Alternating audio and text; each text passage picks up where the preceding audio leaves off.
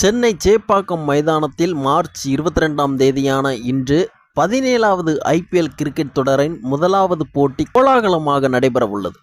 இந்த போட்டியில் நடப்பு சாம்பியனான சிஎஸ்கே மற்றும் ஆர்சிபி அணிகள் மோதுகின்றன.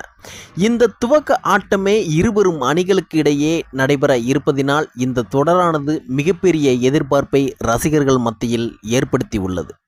அதோடு இந்த ஐபிஎல் தொடருடன் சென்னை அணியின் ஜாம்பவான் வீரர் தோனி ஓய்வு பெறுவார் என்கின்ற தகவல் பரவி வரும் வேளையில் இந்த தொடரின் மீதான எதிர்பார்ப்பும் பல மடங்கு அதிகரித்துள்ளது.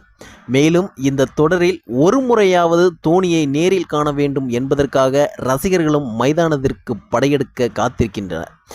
இந்த நிலையில் நேற்று தோனி தனது கேப்டன் பதவியை இளம் வீரரான ருதுராஜ் கெய்க்வாட்டிடம் வழங்கி சென்னை அணியில் சாதாரண வீரராக விளையாடப் போவதாக ஒரு முடிவை எடுத்தார்.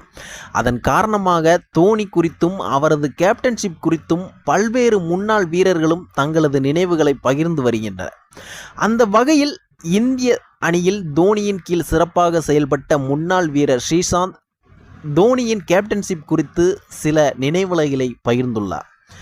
அந்த வகையில் ஸ்ரீசாந்த் கூறியதாவது, ஒரு சாதாரண பவுலர் அல்லது ஒரு முதல் தர கிரிக்கெட் வீரர்களுக்கு கைகளை சுழற்ற தெரிந்தாலே போதும், அவர் போட்டியை வெல்லும் வலிமை மிகுந்த வீரராக மாற்றும் திறம் தோனியிடம் உள்ளது.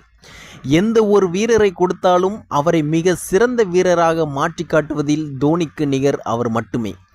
தோனியின் கேப்டன்சியின் கீழ் பல வீரர்களிடம் மாறியுள்ளது.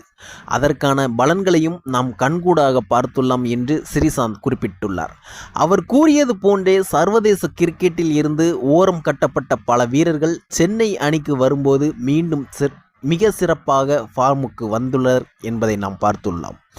கடந்த சில ஆண்டுகளுக்கு முன்னர் கூட அஜின்கியா ரஹானே T20 கிரிக்கெட்டுக்கு செட்டாக மாட்டார் என்று பல்வேறு அணிகளால் நிராகரிக்கப்பட்ட வேளையில் அவரை 50 லட்சம் ரூபாய் என்கின்ற அடிப்படை விலைக்கு சென்னை அணிக்குள் கொண்டு வந்து தற்போது மிக சிறப்பான வீரராக தோனி மீண்டும் அவரை ஃபார்முக்கு கொண்டு வந்துள்ளது குறிப்பிடத்தக்கது.